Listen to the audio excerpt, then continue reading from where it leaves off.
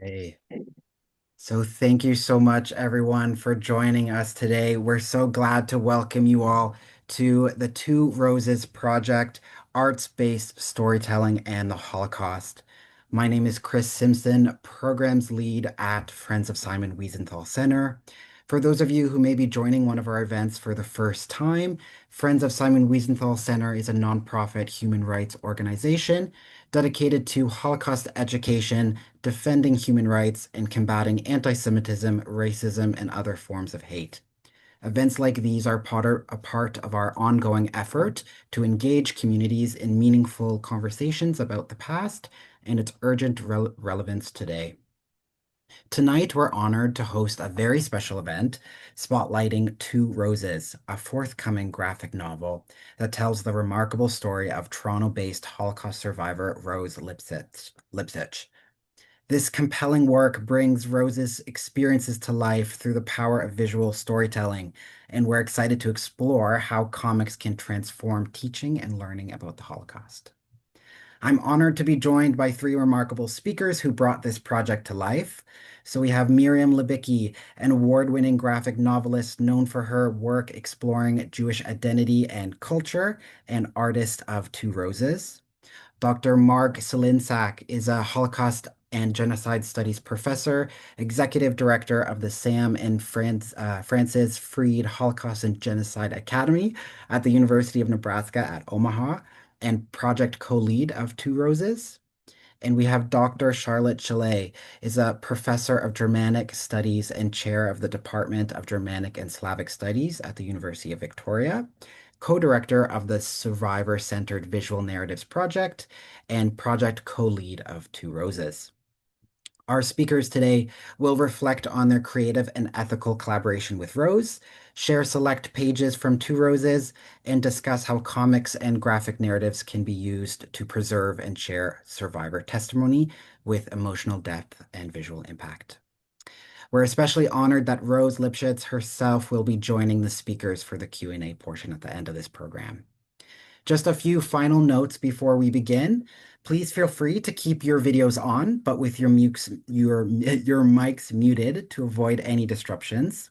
We have closed captioning available for this program. To enable captions, locate the live transcript button at the bottom of your screen and select the show/enable subtitles. This session is being recorded and will be available on our YouTube channel.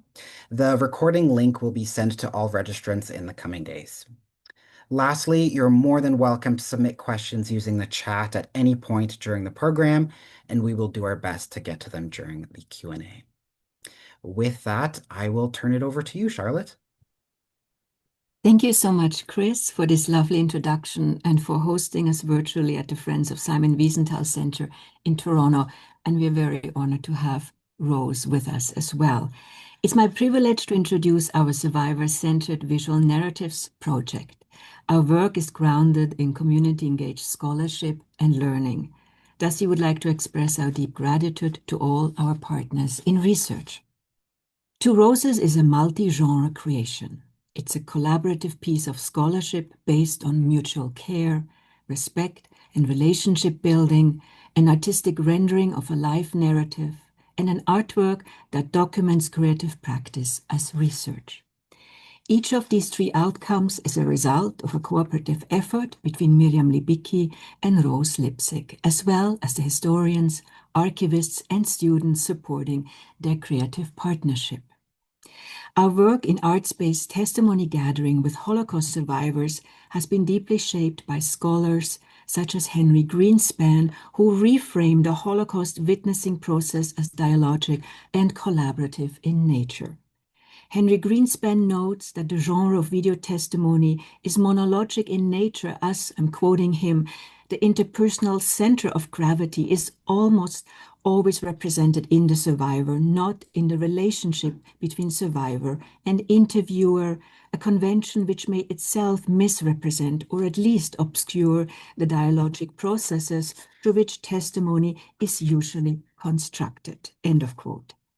An emphasis on issues of mediation and representation reveals the intricate interplay between interviewee and interviewer, including silent interactions.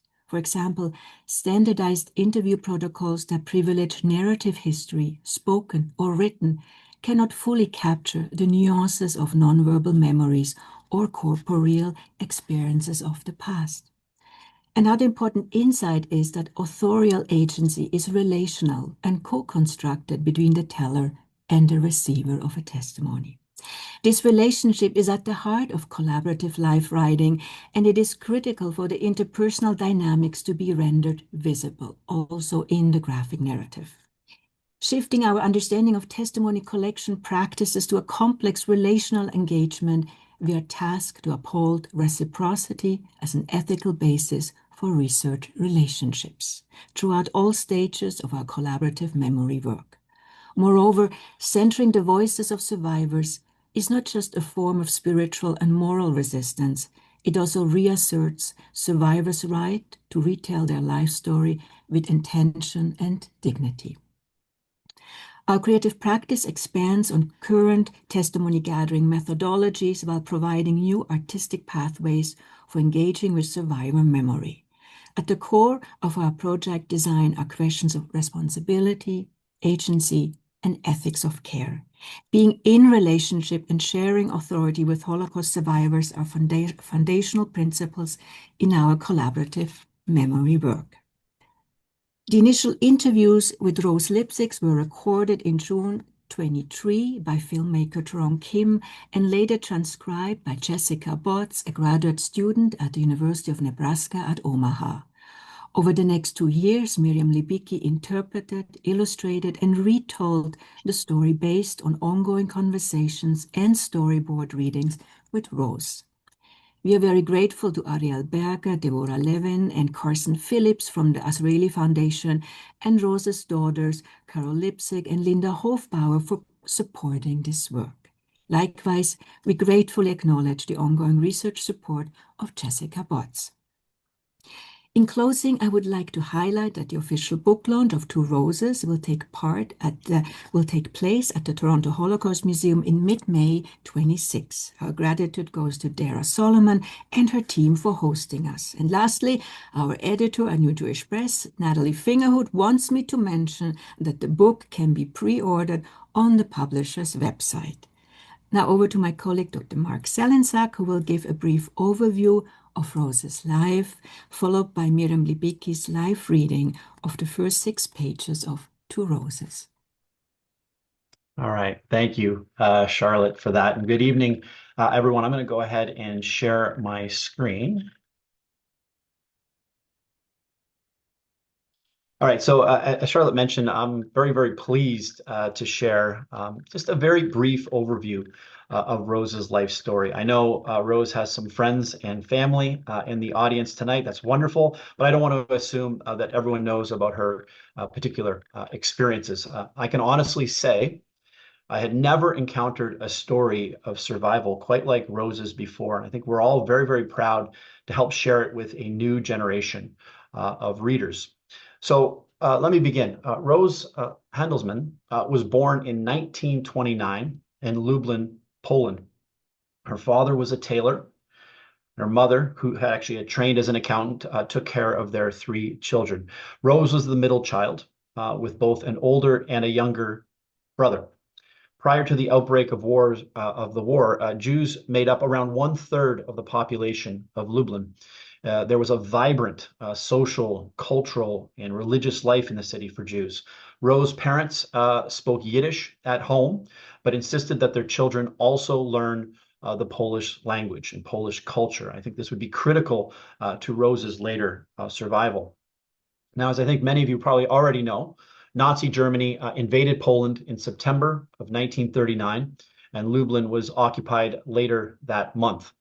Immediately following the occupation, several orders were introduced, such as requiring Jews to wear a white armband with the blue Star of David. Jews were forbidden from traveling on the main street, forbidden from using the streetcar, going to the library. Labor camps for Jews were established. Schools were closed. Now, at the beginning of March 1941, approximately 10,000 Jews from Lublin were resettled in different cities and towns. Rose's father remained in Lublin, in the ghetto in Lublin, while the rest of the family was sent to a small village about 20 kilometers away. Rose and her family made a living by working the fields and selling off some of their possessions. They suffered greatly and were often cold and hungry. Now, in March of 1942, the Lublin ghetto was liquidated.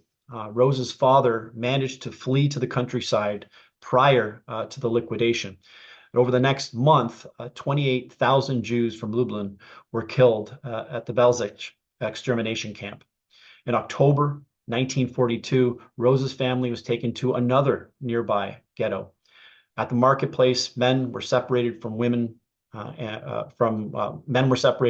with children. Rose's father, older brother, and other men from the extended family were taken away, and she never saw them again. Meanwhile, Rose, her mother, and younger brother were part of a group sent towards a railway station a few kilometers away. Her mother recognized that they were being taken to their deaths. Now, I'm going to let Miriam discuss this moment in greater detail during her reading, but in short, Rose managed to escape and never saw them again. Now, Rose made it to the home of a Polish acquaintance, Stanislaw Jablonski, who connected Rose with her maternal aunt, also named Rose. This is where our title of Two Roses originates. Jablonski provided them with false papers identifying them as Polish Catholics.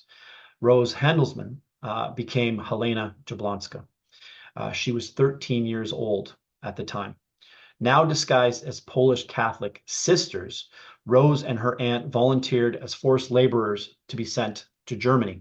They soon arrived in the city of Bremen in the northern part of the country. Rose and her aunt worked in a factory making ropes for ships. They worked very long hours. The conditions were difficult. 80 women lived in one tiny house. For Rose and her aunt, perhaps their greatest concern was that someone would discover that they were Jews, which would have very likely been a death sentence for them. They did their best to hide their identities. They attended church and did other things to maintain their disguise. They worked in this factory for nearly 3 years. Rose and her aunt were eventually liberated by British troops as the war came to an end. In the post-war period, Rose lived in a displaced persons camp near Frankfurt. In 1947, she was determined to travel to what was then Mandatory Palestine. In her attempt to do so, and while traveling on a small fishing boat, Rose was detained by the British and spent the next 3 months in an internment camp in Cyprus. She finally arrived in 1948 at the onset of Israel's War of Independence. Now, in March 1949, Rose married Jacob, another survivor she had met in Italy. In 1952, the couple emigrated to Canada, settling in Toronto. Today, Rose has 3 children, 5 granddaughters, and 6 great-grandchildren. In 2021, she was awarded the Order of Canada, recognizes her work and dedication to Holocaust education. That hopefully provides just a very brief overview of Rose's life. I will now turn things over to artist Miriam Libicki, who will do a reading of select pages of Two Roses. Miriam. Thank you very much. Yeah, so I'm going to share the first 6 pages panel by panel to kind of do it at reading speed. And so I will pull up my PowerPoint and get right into it.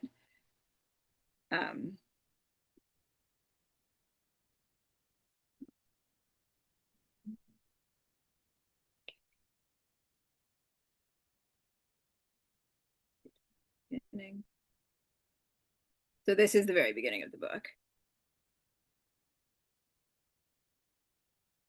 What a beautiful world, and no place for us in it.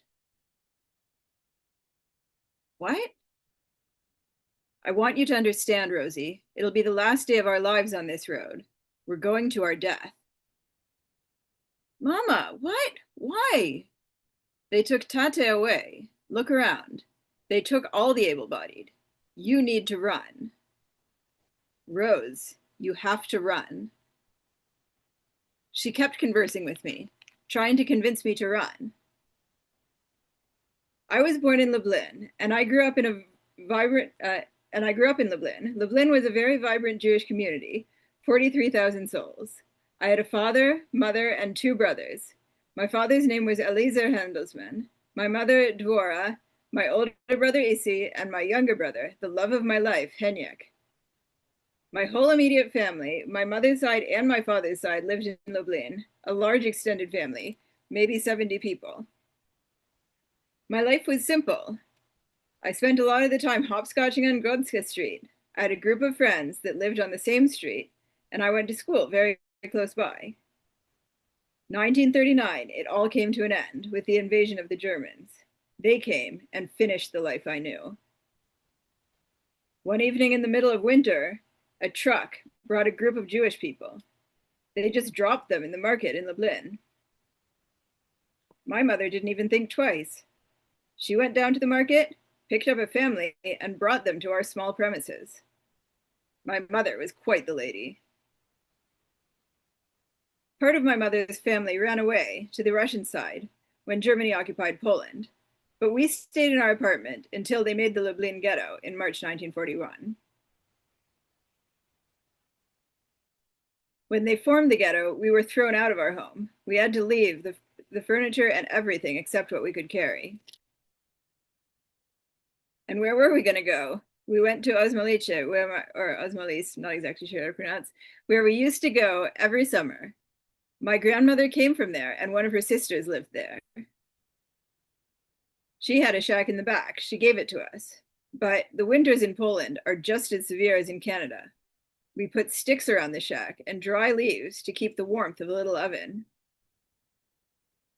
My mother and I and my little brother used to work the fields picking sugar beets. My father was still in the ghetto for a while because he had to make a living. When Germany conquered all of Poland, my mother's relatives, who fled to the Soviet side, came back to Lublin. My mother's 4 brothers and 1 sister. In March of 1942, they liquidated the Lublin ghetto.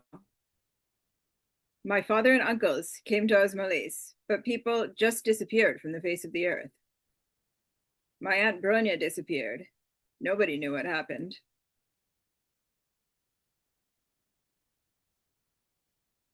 So that was 1942. We got an order that we should all leave. We went there, they told us, which was the small town of Belgitz. There were thousands of people all around from all the villages surrounding the city of Lublin. We slept, all 5 of us, in one bed in a storefront. The next morning came a knock on the door. Raus! The square was full with Jewish people, full. They started dividing men and women without children to one side, and women and children to the other. That's the last I saw of my father. I never even said goodbye. They took him away with the truck, and me and my brother and mother started walking the road.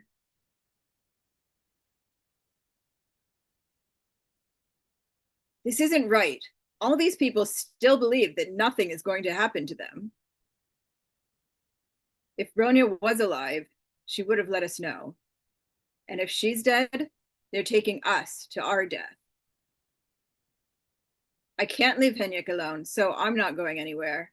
But there must be somebody somewhere that's going to help you. Mama, I want to stay with you. I can't go alone. I don't believe the whole world has gone mad. I don't. You have to run, because if you live, I'll live through you.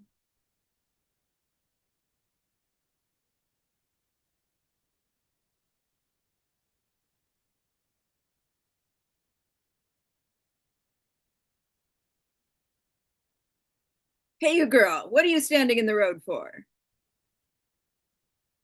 Yes, you. Are you Polish? Of course that's a Polish girl. Look at her. Go on, get along off the road.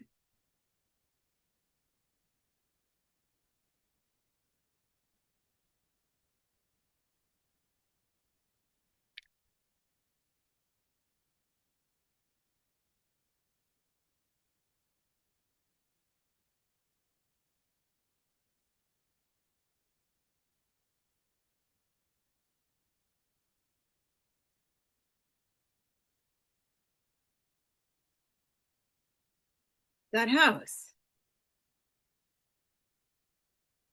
Rosie, you're here. I'm sorry, Mrs. Yablonsky. I didn't know where to. Come on in, girl. Your grandmother's here. And that concludes the reading. It's a lot of panels, so I wasn't sure how long it would take, but that's what I have selection. So I will stop sharing and we can go to the questions with the editors. Thank you so much, Miriam. Mark and I have prepared a set of questions for you. And while we are in conversation, I think it would be great for the audience members to post their questions in the chat as well. So this is the first time we actually heard a live reading as well. And thank you so much for that, to experience the visualization of memory in such a way just adds a whole other layer to the complexity of your work. So Miriam, can you give us a sense of how you work together with Rose? Because that's oftentimes the question we get asked first time.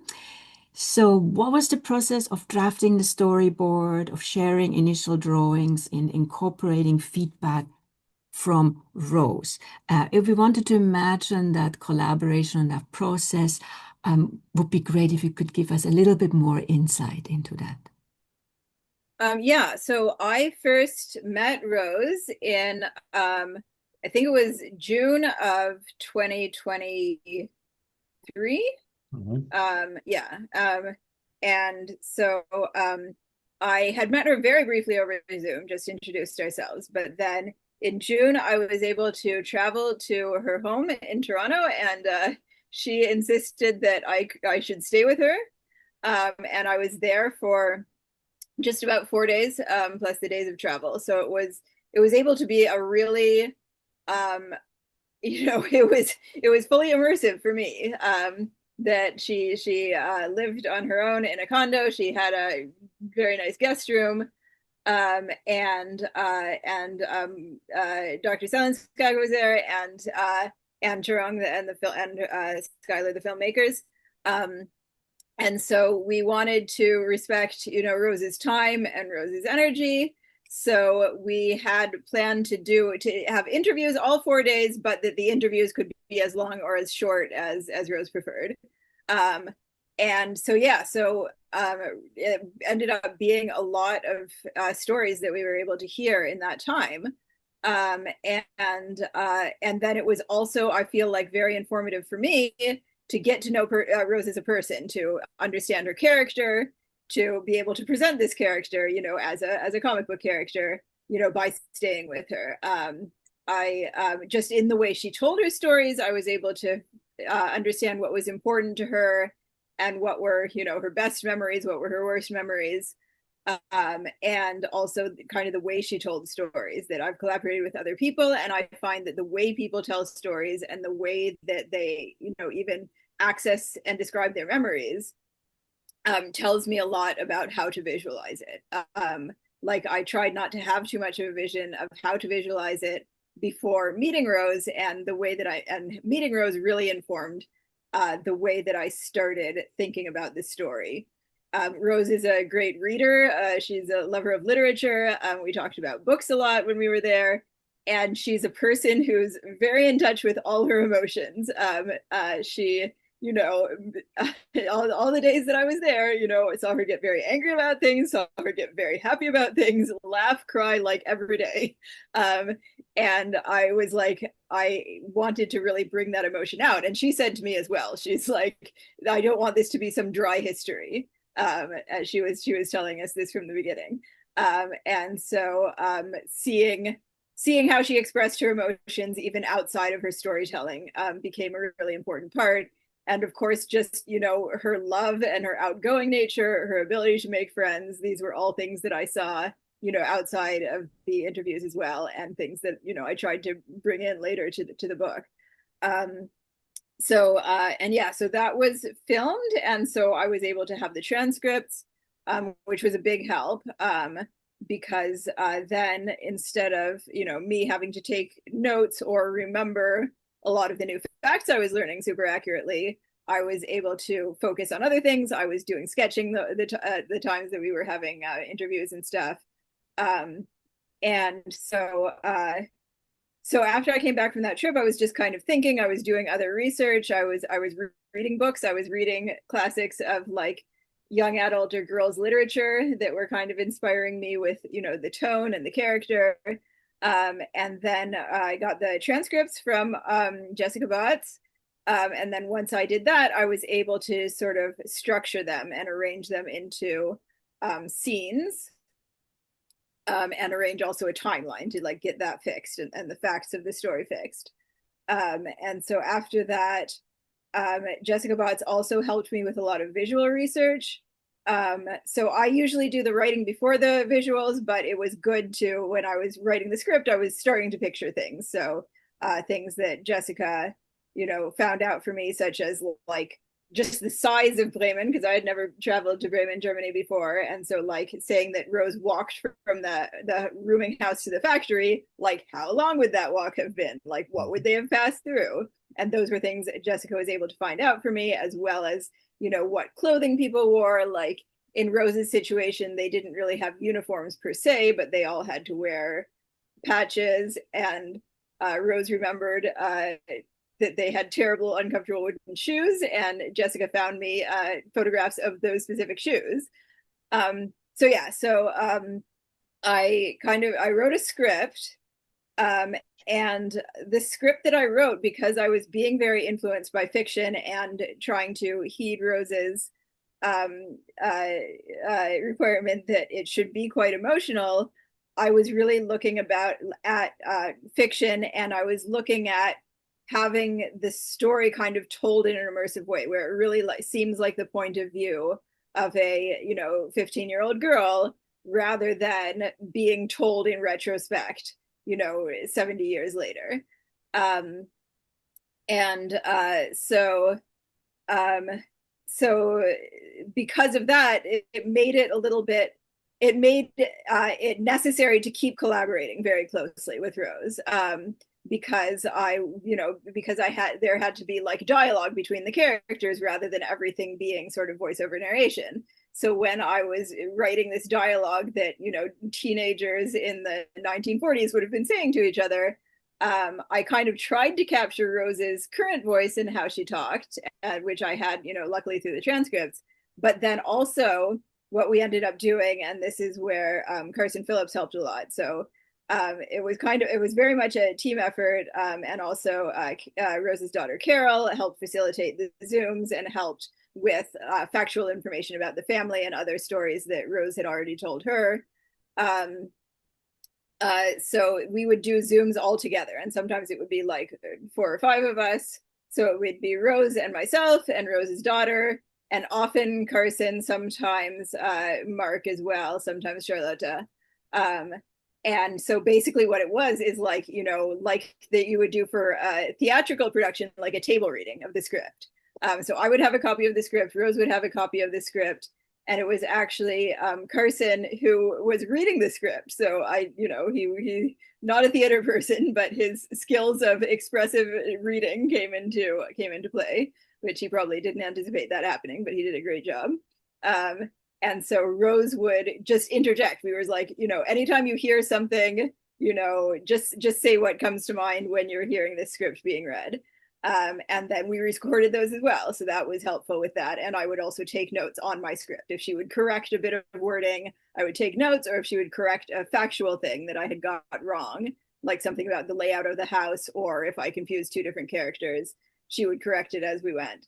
But also sometimes Rose has a great sense of humor, even talking about really dark things. And I did try to bring some of that humor into the voice and into some of the scenes.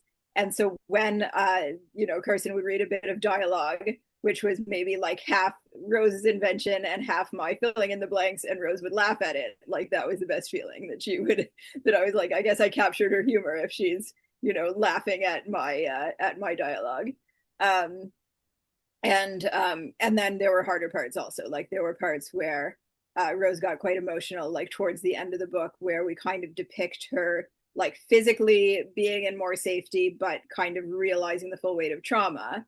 And including there's a pivotal moment where she said she had this image that came to her after the war of her mother in the gas chambers with her little brother. And the way that she told that story, I thought it was really important to include it in the book. And so then when we got to that part, of the script, I think that having the community of care there, like having her daughter there in the room, having Carson there with her, and also me being able to, be patient and take it slow, that was all really, really important in those difficult parts. So that was an important part of the process, and not something I had ever done as part of a graphic novel process before. It just sort of suggested itself as the best way to go about it. And so then after that, because my art process is very laborious, like I wanted to get the script completely nailed down and completely approved, that Rose, basically said yes to every single word. And then after that, there was at least a full year of me doing the art. And maybe there will be more in-depth questions about the art process and the research process. But yeah, that was kind of the nature of our collaboration, Rose and mine. Mm-hmm. No, thank you for that. That's wonderful. I mean, there's so many layers to this project, and I think we're gonna have to turn our attention to that dry history that you mentioned. So, of course, you did so much work directly with Rose, the interviews, showing that sort of the table reading with her. But there's a lot of history and research that goes along with this project, right? We have historical essays that'll be part of the book. There'll be pedagogical material, a film, etc. But you yourself, Miriam, and you've already sort of touched on it. Did your own research as well. You did a fair bit of research on your own to help yourself create this story. You mentioned your field research in Bremen. Again, you worked with graduate assistant Jessica Botts at the University of Nebraska at Omaha. Can you share a little bit more about all the secondary research that you did and some of that field research that you did, and why it was so important for you to do that? Sure. I would like to maybe share a little bit of another PowerPoint for this. Hold on, let me open it up. So I had never been to that region of Germany prior to starting the project, and I think that, and it kind of became clear to me that it became clear that I needed to visit. Like, even if a lot of it had been destroyed, and the layout of the city was different, I felt like I kind of needed a feel for it. As I mentioned, like just the fact of having of the walk Rose took, between the mansion, which was converted into sort of a barracks, and the factory. Like, I really felt like that would inform it. So one of our project collaborators, Dr. Andrea Loeb, who's a German historian. She hosted me basically I was there for 4 days. So she kind of acted as my guide, and she reached out to her network of historians that she knew there, like local historians, and many of whom didn't speak English. So she also kind of had to be a translator. So we went to the archives in Bremen, which is where we found the document that you showed, Mark, which was the false ID papers. So that was a wonderful thing to find, and Andrea tracked that down. I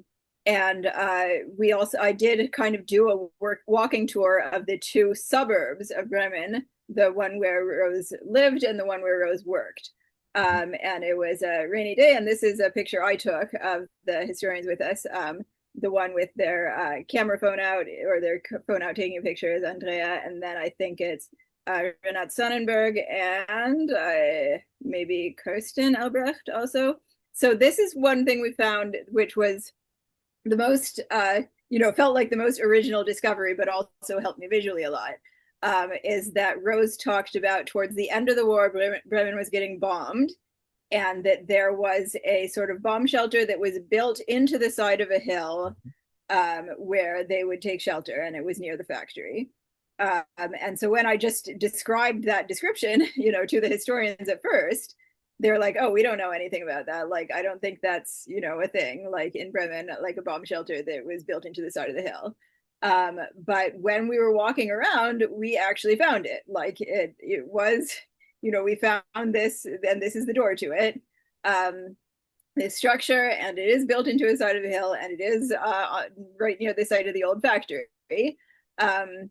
And so, yeah, this was another view. I tried to take lots of views of the entrance because I was going to depict it in the comics. So this is kind of, in like a sort of an older but residential part of town. And this is, it's you can't, I don't know if this is even the right picture, but basically at the top of the hill, there was kind of like a play area, like a field where, there were kids playing, and you could see a vent, just a vent coming up out of the ground that nobody was paying attention to, just a small, smaller than a fire hydrant, very small little vent.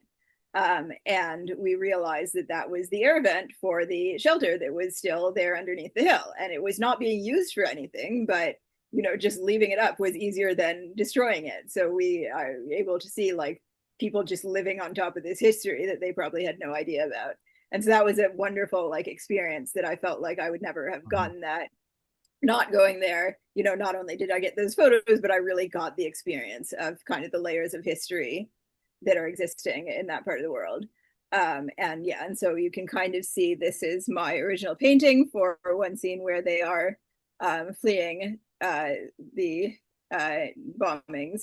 And you can kind of see just in the one panel on top, or kind of the wedge, that is based on my photos of the doorway of the shelter. Thank you. Thank you, Miriam. I was looking behind to find the copies of two books that were inspirational for your approach. And there's a whole series. These are just the two I have. Now, you already talked about how bande dessinée, the genre, inspired you and you wanted to create immersive, action-driven dialogue. But would you still want to speak a little bit more why this was the right genre for this book, but also it made it more engaging. And it also, as you explained so well, you had ongoing conversations with Rose. I'm sure Rose will speak about that as well, because you and Carson read the story to Rose, who then approved the immersive dialogue based on the testimonial records. So here is another layer of artistic reimagination. And I think that was just so fascinating. And I've never seen it really unfold so beautifully in process and in practice as we saw with you, Rose, with the support of Carol and Carson. But do you want to speak a little bit more? Why is it when you saw these books, you thought that's the kind of template I would like to adopt that would lend itself very well for Two Roses? Sure. As you said, that specific one, that bande dessinée, let me see. Get to it in my layouts, or maybe it's before. Is it before? Yeah, it's before. That one, it's a series called Les Enfants de la Résistance. It's I think it's French comic, French or well, it's a French language comic. And it is a fictional or historical fiction. So it's kind of about the French resistance, but told through the eyes of children. And it's fictionalized, but I think it's very based on a lot of real events, even if, kids did not, do these acts of resistance. It's all based on things that the French resistance did do. And so I really love, I got to do a residency in France for a while before working on this project, and it was super inspiring, how much comics is even more a part of their culture. And, they have, comics are taken seriously, but comics are also taken very frivolously. Like they have comics in all kinds of genres for all kinds of age groups. And so this was one that I saw in bookstores, and it seemed to be genuinely popular. Like it's run to many volumes. And so I thought it was very inspirational in the storytelling that you could get this amount of historical detail and historical accuracy but still have it be like feel like a kid's adventure, like that it's really engaging, it's really exciting, there's emotional stakes and everything. And so I that was sort of the register that I wanted to hit with Rose's story. As well, I really loved the way that they sort of approached the art, in that they had the settings are very important. Like you'll have a lot of pages that have, like, as you see here, some really important background scenes with full bleed, or some long shots, as you would say in cinema, and then kind of goes down to the character level. And that also, I saw that a lot of changes in angle of view in the different panels was a strategy they used. And sometimes, if you need to fit more dialogue in a panel, you can make the people smaller or make the people seen from above. But you can also use point of view to sort of in an emotional way. Like in the bottom left-hand panel where the soldier is menacing them, like the use of perspective to make the soldier look not just bigger, but so much bigger, than the child characters. And so I feel like I just tried to take a lot of tips from that series and from, that sort of genre in particular.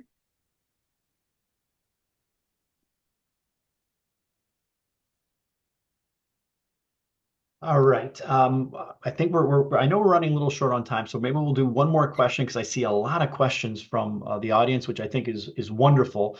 So this question actually comes from my nature as a control freak. So just for the audience, Two Roses has two co-editors who you see on the screen, a very talented editor at the University of Toronto Press, multiple historians, a filmmaker. There will be a film that coincides with the book, a research assistant, Jessica Botts, who you just heard about, of course, a Holocaust survivor, Rose, who is the subject of the book. Also her family. Her family has been critically important to us to help tell this story. And so as a control freak, Miriam, can you tell us how you navigate this very significant collaborative element to this project? It was no easy task to have so many different voices and opinions and historical advice coming at you throughout this 2+ year process. So can you speak a little bit to how you navigated that collaborative element? Yeah, so I think that the first thing that happened is that Charlotte really set the tone, she set the mold. She, from the beginning, called it arts-based research. And she also calls it, survivor-led. So in the very description of the project, she sets out that intention that, it's about the art and it's about the survivor feeling like they are in control and they're an active collaborator through the whole process. And so because, Charlotte kind of, has that in the mission, I feel like people are able to kind of find their roles based on that. But that also, because it is more sort of free form and like every story, develops its own way of working. Like that's been true across the project, with, different artists who are working with different survivors, different time periods of history, different places on Earth. So everybody kind of finds their way of working, and that's part of it as well. So in our case, I think that, there were times when it was complicated, and there were times when, some roles we kind of had to take a step back and, figure out whose role was what. But I think that everybody's role ended up being very important. And having Mark on our first interviews was really great in one way, because Rose made it clear that she found him very easy on the eyes and very easy to be around. She was like, "You brought such a handsome man."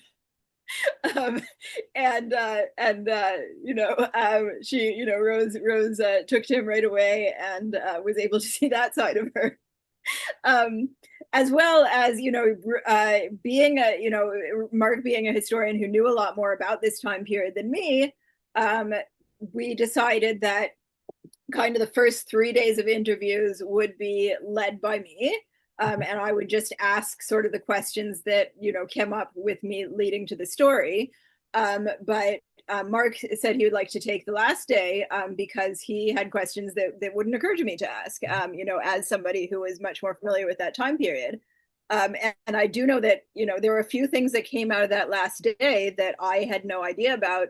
Specifically, there is a really dramatic story, which is about that the older Rose actually runs away at one point. She had another forced labor run away, and then are caught, and could again that was a point where she could have been sent to a concentration camp, or the Roses were killed in that point, and then just kind of manages to get after she's caught, they let her off and she goes right back to work.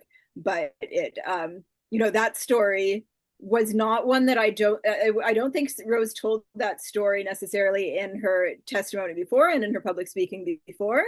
And it just came out when she and Mark were talking, and I don't remember exactly what Mark said to prompt it, but it was a really surprising and dramatic story, and I think it became a very important part of the book. So yeah, and so I think that I am glad that I had historians to rely on at all parts of the process, because also there are things you don't think about until you're making the art, and then you're like, oh well, if she says there was a kitchen, I don't want to put anachronistic technology in this kitchen. Or there was another point where talking about her being at the Xylsheim displaced persons camp for young people, and a question only came up at the arts process of like, how crowded was this camp? Like, it's not, and then kind of a bunch of historians were able to jump in and try to research and answer that question. At the very end, with like another historian writing the introduction, suddenly a question of like, where did Rose's mother and younger brother actually, where did they die? Where were they? Which camp were they killed in? And suddenly that was a question, which again, like a bunch of, Charlotte came in, Mark came in, Carol, Rose's daughter, also came in again to show us, the research the family had uncovered. And it was, just this big group effort of kind of narrowing it down and not proving, but being reasonably sure that we knew which camp. And so yeah, so I think that, and I mean also like during the table read and stuff, I feel like I really relied on the emotional intelligence of Mark and Charlotte and Carson and others, and that helped it, it helped this be able to go, because I think as an artist, I can be very stubborn and egotistical, and I think that's good in some ways for my process, because once I am sure I want to do something, I can go do it. But then, having people on the team who, could be, who could be less, I don't know, who could take things less personally, and kind of speak from a more conciliatory position. Like I totally relied on that. Yeah, sorry, I'm trying not to go on too long in my answers, but all these things come up. No, that's a very, very thoughtful answer and very insightful answer as well. And I'm just really, really grateful too that we didn't annoy you too much. That's a good thing. That's a takeaway from that answer. All right, I know there's lots of questions, and Chris, I know you've been compiling these questions from the audience, so I'll let you take over and handle some of those questions.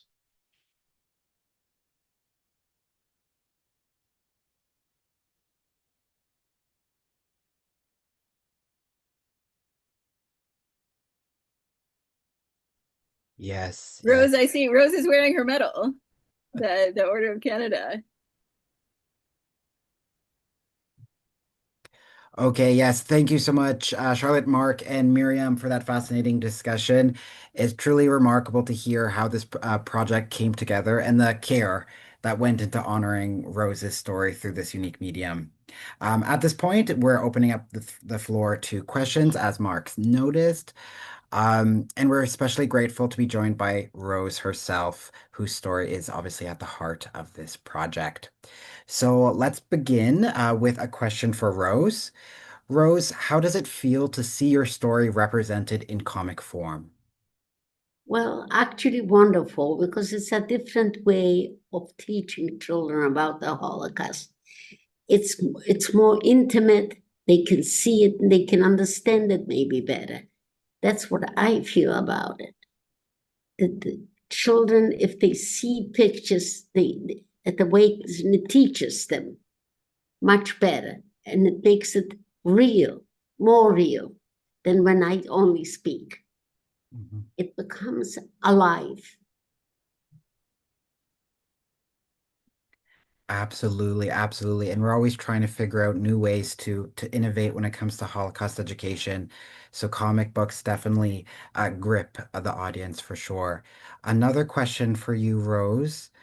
Was it difficult emotionally for you to retell your story in this manner? At first, it was very difficult.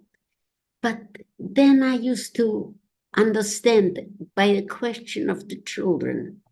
It made me feel that they're learning something.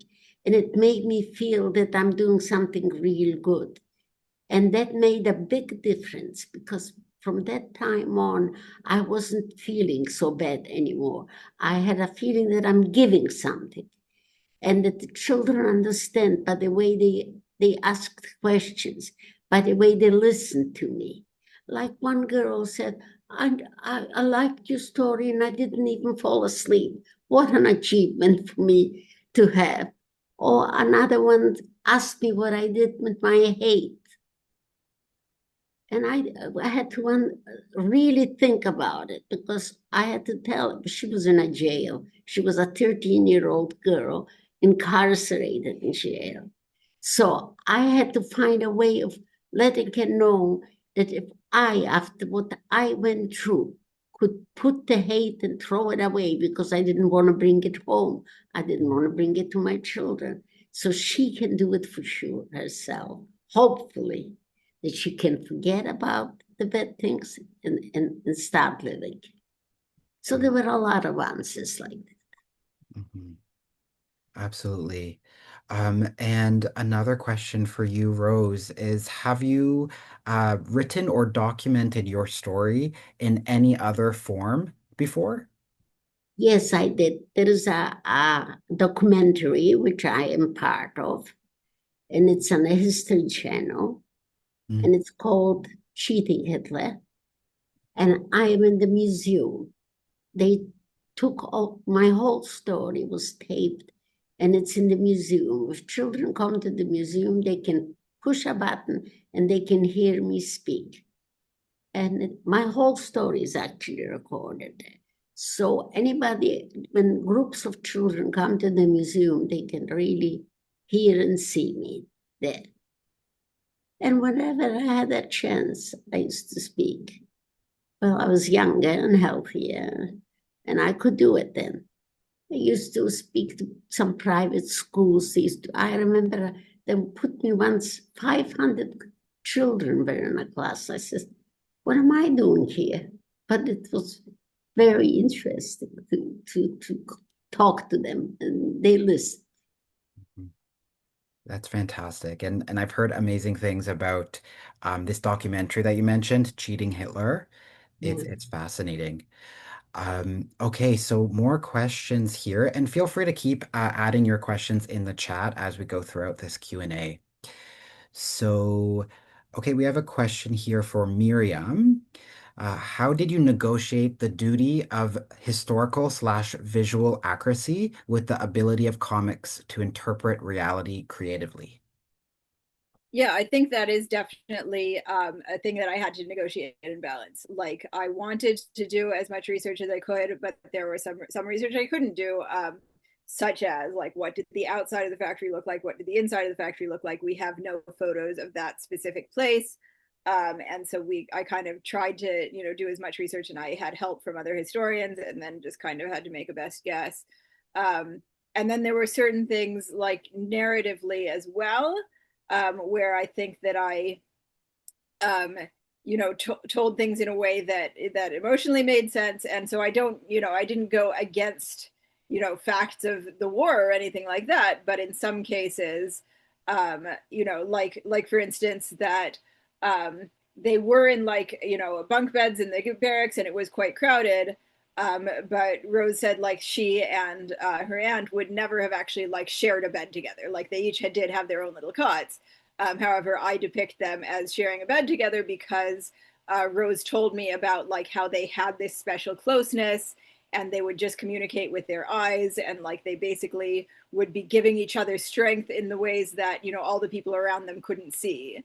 Um, and so like kind of so I kind of used the times they were showing times when they're in the room together and them having kind of this extra closeness as sort of the way to communicate how the relationship was in so many ways nonverbal but extremely close, and the ways that they were, they kind of had to even be hiding from other people, their real thoughts, and how could they communicate their real thoughts with each other when they can't speak them. And so some of the devices were like that. Um, yeah, so and then there were some things again that I couldn't recreate, like the dialogue. Like I would never know exactly what the dialogue was or exactly what other characters in the book looked like, and I had to just kind of do it in consultation with Rose, in consultation with historians, and make my best guess. Yes, absolutely. And on that note, for you, Miriam, how did you choose to display Rose's cheerful spirit through such a sad story? Yeah, I think that the fact that Rose has such a strong spirit was something I wanted to bring out.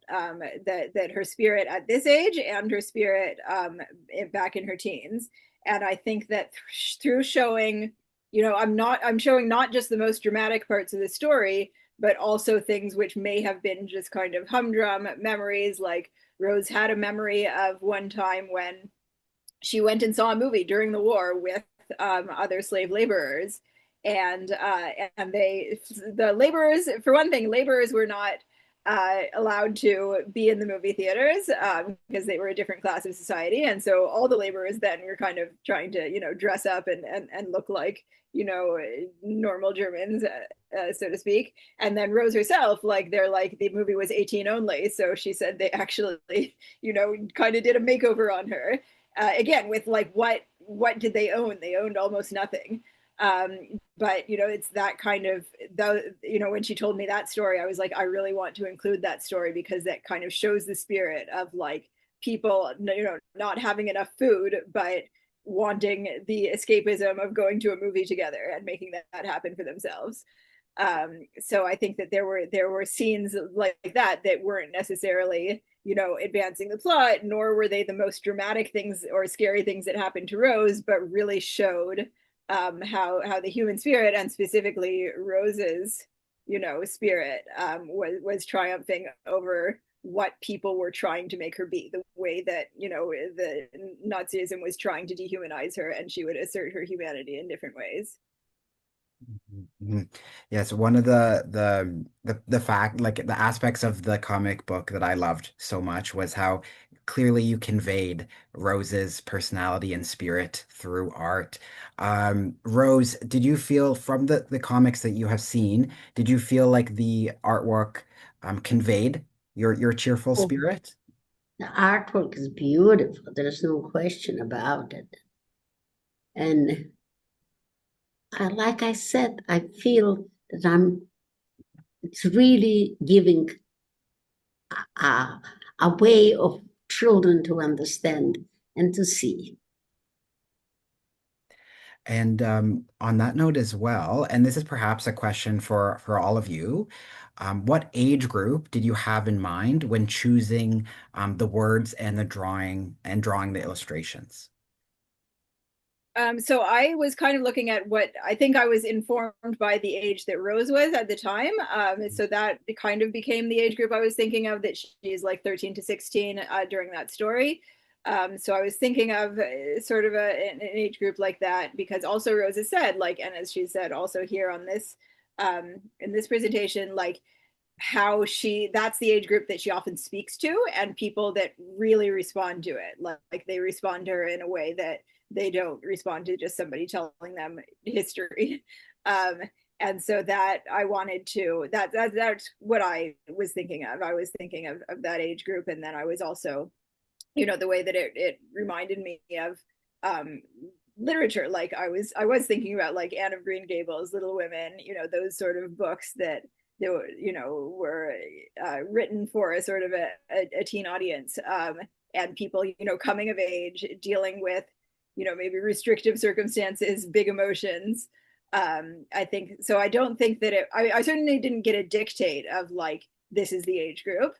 But I think that, because of my different inspirations and because of, the way Rose tells her story, and also the age Rose was, that kind of ended up, being around like middle grade to early young adult. But I think you'll find too that this book, as the first one did, But I Live, will reach a very broad audience. I used Miriam's work from the first book in my university classes, and it really resonated with my undergraduate and graduate students. They absolutely love the work. So I think that certainly probably is the target audience, but I think that it's good. It probably resonates with a large segment of society for sure. Yeah, hopefully. Yeah, I hope that there are, layers that maybe people who are older can also find something different in it. And as Rose said, it speaks differently. The visual impact is just so strong, but also for words, for memories that cannot be expressed in words alone, or for a less logocentric approach, visual storytelling really lends itself very well to hold space for these memories that may be stored in the body, but are somewhere, but cannot be articulated very well. And on that note, I also want to say, because the question ties into another question about maybe educational resources. So my colleague, Dr. Andrea Webb at University of British Columbia, is taking the lead on developing teaching resources together with her teacher candidates for the high school. So again, this will be for the Canadian high school across the country in several provinces. So the idea is really that this book will be used, will be implemented in the high school, maybe even already in the middle school curriculum. And yes, also in the US, very much we are hoping this. Hopefully it won't be banned somewhere. So too. Absolutely. And Friends of Simon Wiesenthal Center, we have programs that operate and educate in schools, and a lot of our educators are fascinated by this book, and they'll be bringing it into schools as well on their own. Okay, so that brings There's us. so few of us left, so there's not too many to tell the story. And there is such a strong anti-Semitism all over the world. They have to know. And the only way is maybe that way, to let them know, to understand what really happened. Because it shouldn't be just forgotten. It shouldn't be just history. Yes, absolutely. And Thank you. that also ends one last question that kind of wraps up this Q&A for Charlotte, Mark, and everyone here.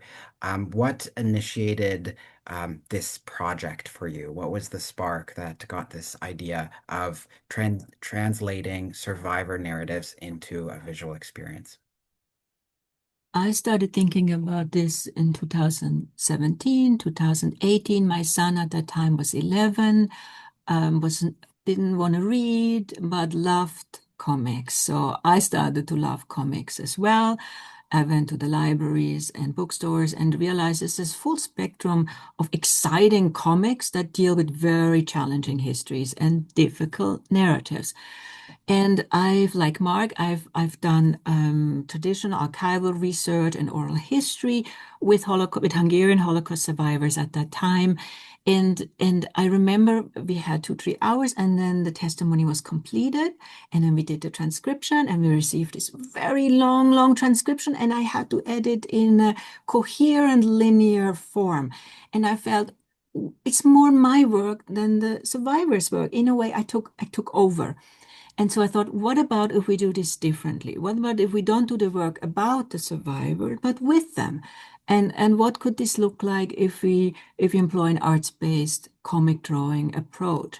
And it's really a big compliment to Miriam Libicki and all the artists on the project. We are learning with the survivors, from the survivors with the artists, and from the artists. I think it makes me a better scholar. It slows down the process. It really, as Miriam said, it brings up everything. All the critical questions in research are brought up as part of this work. Graphic novels do not trivialize, do not relativize, do not simplify at all. If you work with this commitment and compassion, and also for reciprocity over such a long period of time, you deal with everything. Truthfulness, truth. What if the survivor testimony doesn't match the record? And all of these questions are brought to the surface and to the fore. So it's really started with the goal of making the stories accessible for high schoolers largely. Also, as Rose said, concerns about this history is forgotten. Is only 30% of high schoolers across Canada, based on some surveys, or 20% still know some aspects of the Holocaust and how it's relevant today. But we also started to think critically how to engage with survivors of very difficult, challenging history. What is our responsibilities as scholars? There's several questions. Is the risk of re-traumatizing Rose and the other survivors? So what is our obligation to create an environment that's caring, that's ethical, that's trauma-informed, so we also can do this in a way that's gentle and responsive and receptive to the needs of the survivor. So you can see all of these questions emerged from thinking about comics. But I wanted to ask Mark also where his interest in comics came, and in this kind of collaborative work, Mark, that must be very different from your other historical research. Well, I've never been involved in anything like this. I probably never will. This is the most unique project I've ever been involved with. But I've often used visual arts and comics in my classroom. I think a lot of us who teach the Holocaust, it's obviously we rely on Art Spiegelman and Maus, but I teach the two world wars. Jacques Tardy is a French graphic artist. I use his work quite a bit in my class, and I just feel like students engage with that material differently. It's kind of what Rose was talking about when she answered that first question about finding different ways to engage with young people. And there is something about the graphic art medium that really can engage with students. When you talk about the Holocaust, or really any genocide, the numbers are so large, 6 million or 1 million or 1.5 million, depending on what genocide you're talking about. It's very difficult for students to sort of grapple with such figures, and they need entry points. It's not to soften the subject, but to find a way for students to engage with that material. I think graphic art is one way to do so. And when you have an artist like Miriam, who can just connect with younger audiences, I think that's a really a tremendous asset for educators in the classroom. And so I'm very much an educator at my core, and so I'm always looking for ways to work with my students and have them understand the material in a new way, and not have them, as Rose said, go to sleep. Keeping them awake, keeping them engaged, and the graphic arts medium is a great way to do that. So. That's part of my story of why I'm engaged with this project. Fantastic. Miriam, Rose, any final comments about this project before we wrap up for the evening? Thank you very much. Yeah, I want to say thank you also. I want to say thank you to Rose for trusting me with this and for giving me so much time and so much putting in so much work with me to make this. That she's told the story on her own terms. She's talked to schools. She's gotten the Order of Canada for talking to schools, and so she didn't really need to. She didn't really need to do this project. She's already so respected and known in the field of Holocaust education. And I think she took a real chance because she had no idea how it would turn out. She had no idea what the art would end up looking like, what I would end up doing with her story, or how much work it would be for her, like how much she would have to keep collaborating and keep shaping it with me. So I'm just, so grateful to have gotten to know her over these past 2 years. And I, every time, every time I get to spend with her, like she always just lifts my mood. I feel so lucky to know her, and I feel so lucky to have been able to work with her for the past 2 Thank you years. very much. Thank you very much, Miriam. It was a pleasure. It was a pleasure with all of you, honestly. And thank you very much for everything you've done for me. Thank you, Rose. And for the project, not for me, for the project, because that's what really counts. Okay. Thank you so much, everyone, for joining us tonight for the Two Roses project. It's been incredible, incredibly moving to hear about the collaboration behind this graphic novel and to see how storytelling through art can bring history to life in such meaningful ways. Big thanks to Miriam, Charlotte, Mark, and of course to Rose for sharing your time, insights, and experiences with us. As a reminder, Two Roses can be ordered on the publisher's website. The link will be sent in the chat just about now. We hope everyone continues these conversations, shares the recording of tonight's program with folks who are unable to attend today, and stay connected with us for future events. Thanks again, everyone. Take care and have a great evening.